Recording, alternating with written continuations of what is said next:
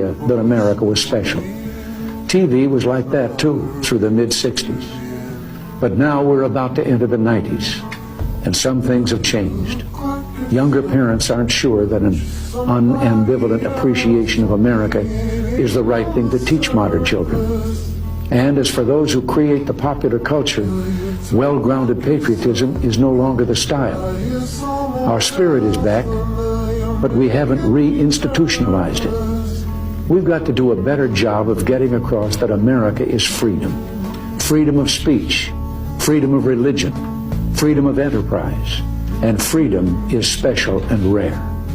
It's fragile. It needs production. So we've got to teach history based not on what's in fashion, but what's important. Why the Pilgrims came here, who Jimmy Doolittle was, and what those 30 seconds over Tokyo meant. 4 years ago, I came to Washington as the only true outsider ever to win the presidency. I had not spent my career as a politician, but as a builder looking at open skylines and imagining infinite possibilities. I ran for president because I knew there were towering new summits for America, just waiting to be scaled. I knew the potential for our nation was boundless as long as we put America first.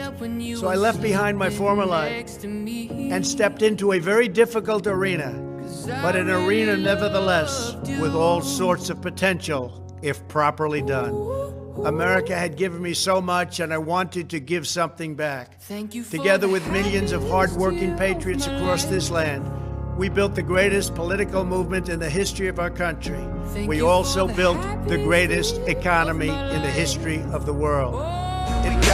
Everything I went through, you were standing there by my side, and now you gon' be with me for the last ride. It's been a long day without you, my friend, and I'll tell you all about it when I see you again. It's not a comprehensive list, by the way, but these are a list of Trump administration accomplishments. 7 million new jobs, lowest unemployment in U.S. history, no new wars, ISIS destroyed, terrorist leaders killed, U.S. embassy moved to Jerusalem, peace in the Middle East, American prisoners freed abroad by the dozens, confirmed 230 federal judges, 3 Supreme Court judges, gutted Obamacare, shredded the Paris Climate Accord, nuked the Iran deal, energy independence, cut gas prices in half, Dow Jones, S&P 500, and the NASDAQ at record highs, record home ownership, record low poverty, 16% pay increase for American workers, better border security than I have ever had in my entire life.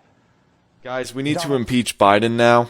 Why? Because he gave his coffee to a reporter. And I know he's vaccinated, but we're in the middle of a pandemic and he's spreading his germs. He's trying to kill a reporter. This is an attack on democracy, on the free press, and on the very lives of the American people. God, how the hell do liberals do that? Like, over-exaggerate everything? Because that just seems exhausting. Kamala Harris has been taking calls on behalf of Joe Biden with world leaders, such as Emmanuel Macron from France and Prime Minister Blackface from Canada. Now, let's check in and see what Joe has been doing while Kamala has been doing all this. Well, let's see. So, he's been putting logs into the fireplace in the Oval Office and going to bed early. And when he wakes up after going to bed early, he asks Jill, "Where the hell are we?" Yep, he actually said that. And my personal favorite, he's been playing as Luigi while playing Mario Kart. But Matt, lighten up. Why do you have to nitpick everything Biden does? Okay, my point in all of this is, A, Kamala Harris is totally going to be the president of the United States soon. We all know it. And B, what do you think the headline would be if it were, let's just say, Trump playing Mario Kart? It'd probably say something like, as thousands die from COVID, President Trump plays video games. Oh, we get what we deserve, and where down we go. Hey Joe, can we have our $2,000 stimulus check, please? Did you say bomb the Middle East? No, Joe. What the fuck? Well, shit. Also, here's a fun little detail. He told Putin that he was going to bomb Syria, but he didn't tell Kamala. Oh, snap. And as you can expect, Kamala wasn't too thrilled about it. Joe, you better get that food taster quick. And also one last thing, Joe Biden's press secretary was like, what is the legal authority for airstrikes? Syria is a sovereign country. And then like 3 years later, oh, no big deal, Biden can do it.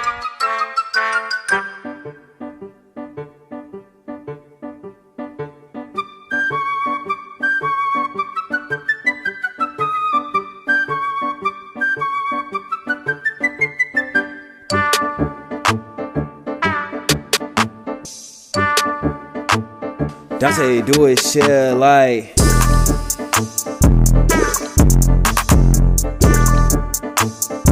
Less than a month, or just over a month, I should say. States will be prepared to take targeted.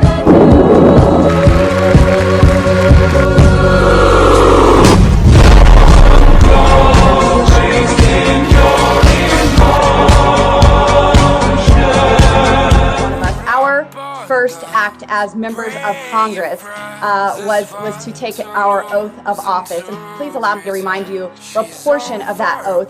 The chair and every other member here solemnly swore that we would support and defend the Constitution of the United States against all enemies, foreign and domestic. The Second Amendment is very much a part of the Constitution of the United States, and so it doesn't matter how you feel, how you classify it. This is an enumerated right that American citizens have to keep and bear arms.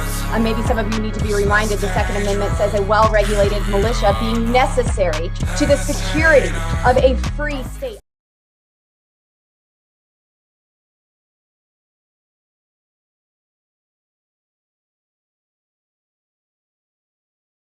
Here's part 3 of exposing Democratic hypocrisy. Anthony Fauci, who after months of telling Americans they have to wear a mask at all times, pulled his down at a Yankees game to talk. Up we got Lori Lightfoot. She attended a huge Biden victory celebration despite condemning group gatherings. With her haircut, after shutting down salons, she said her haircut was necessary.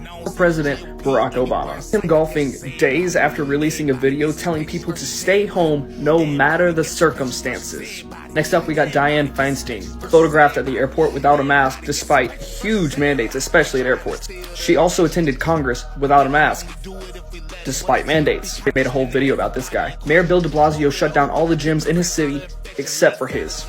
His excuse was that he needed to stay healthy to make decisions for the people. He then went to Times Square with his wife on New Year's, despite closing it from the public. Chris Cuomo, who actually had COVID at the time, got caught traveling, and this is what he called the guy who called him out. Like for part 4.